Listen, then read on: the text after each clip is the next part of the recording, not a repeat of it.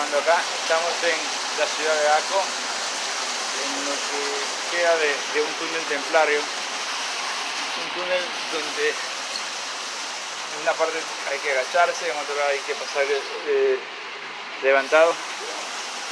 Y vemos acá agua que corre por aquí.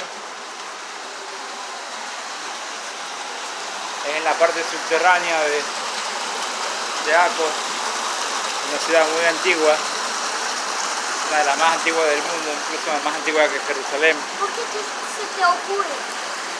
Ya que aquí habían pueblos cananeos que la habitaron y ha sido conquistada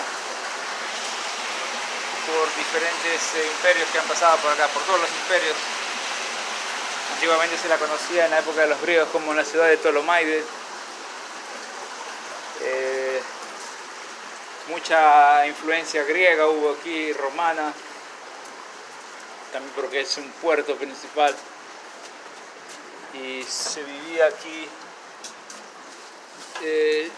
momentos muy importantes en la historia. Aquí estuvieron los famosos templarios.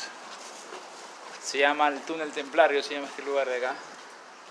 Es muy antiguo, es muy bonito, un sitio muy turístico.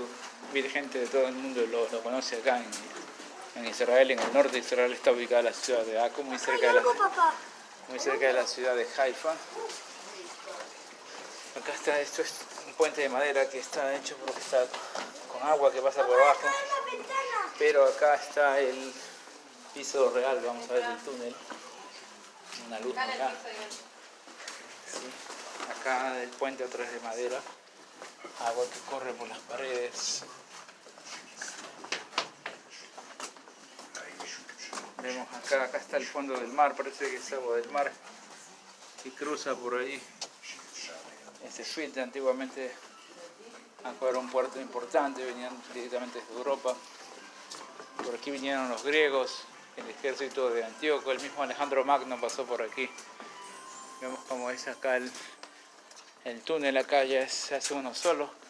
Aún nadie ha logrado entender qué significado tenía este túnel, para qué era usado. Es probable que sea más antiguo que la época de los templarios mismos. Escuchamos en hebreo la explicación. Es una ciudad que está frente al mar. Vemos cómo se eleva para otro nivel el túnel.